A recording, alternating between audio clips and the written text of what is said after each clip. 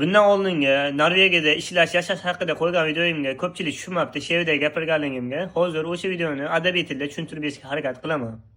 Ko'pchilik direktdan yozibdi, lekin har bir kishiga birma-bir tushuntirib berishga vaqtim yo'qligi sababli o'sha videoni qaytadan adabiy tilda olishga harakat qilyapman. O'sha videoda hech qanday reklama yo'q edi. Biz turistik viza bilan shug'ullanamiz, hech qanday ishchi viza bilan shug'ullanmaymiz. Norvegiyada 2 ta yo 3 ta rasmiy tili bor ekan, lekin men shaxsan o'zim ingliz tilini bilganligim uchun ko'chada, muloqotda ingliz tili bilan foydalandim. Hech qanday muammoga uchraganim yo'q. Ingliz tili bilan yashab ketsa bo'lar ekan. Endi ko'pchilikni qiziqtirgan savol. Men Norvegiyaga Schengen turistik vizasi bilan sayohat maqsadida borganman. Agarda Norvegiyaga sayohat maqsadida bormoqchi bo'lsangiz, xohlagan bir Yevroittifoqqa kirgan davlat orqali Schengen turistik vizasini olsangiz bo'ladi. Faqatgina qaysi davlatdan vizani olgan bo'lsangiz, birinchi kiradigan davlatingiz o'sha bo'lishi kerak. Men shaxsan o'zim Ispaniyadan olgandim. Birinchi Ispaniyaga kirib, keyin Norvegiyaga sayohat maqsadida o'tganman. Biz shaxsan o'zimiz turistik viza bilan shug'ullanganligimiz uchun ishchi viza haqida ma'lumotga ega emasmiz. Kommentariyaga kirsangiz, bir ikkita Norvegiyada ishlaydiganlar yozgan, o'shalardan maslahat olishingiz mumkin. Norvegiyada o'rtacha oylik 5,5 ming dollar deb aytgandim. Bu ma'lum bir soha mutaxassisi bo'lsangiz, diplomingiz bo'lsagina degandim.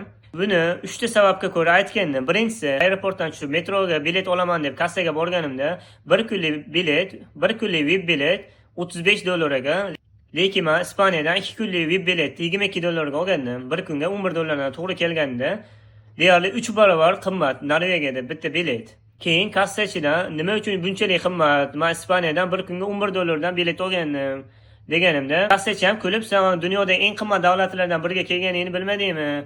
deb kulishib aytdi. Keyin men ham qiziqib so'radim. Hech qiziqib ko'rmagan ekanman. Norvegiyada o'rtacha oylik qancha deganda, o'sha kassachi o'zi 5 ming 5,5 ming dollar atrofida topamiz, lekin undan 32% soliqqa chiqib ketadi. Yashash ham shunga yarasha qimmat dedi.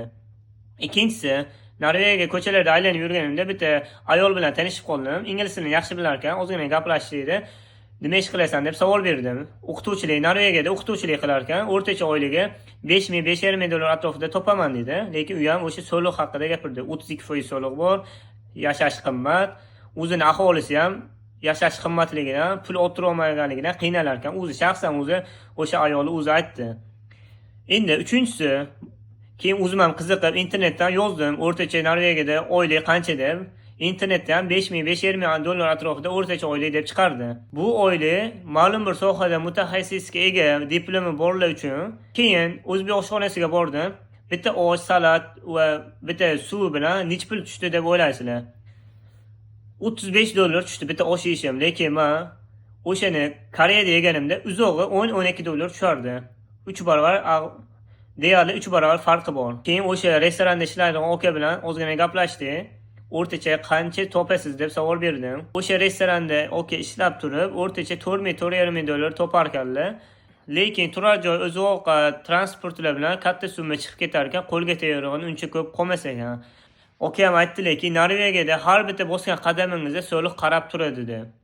Norvegiyada yashash qimmatligini tasavvur qilaveringlar. Bitta osh 35 dollar. Keyin magazinga oddiy 0,5 bezgaz suv olaman deb kirganimda, bitta bezgaz suv 1,5-2 euro. Bu degani 30-35 ming so'm degani.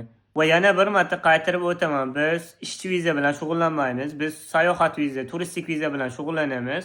Agarda kimgadir Schengen viza yoki boshqa davlat turistik vizasi kerak bo'lsa, bizga murojaat etishini mumkin, lekin biz ishchi viza bilan shug'ullanmaymiz. Bundan keyingi videoda Fransiyada yashash va ishlash haqida batafsil tushuntirib beraman.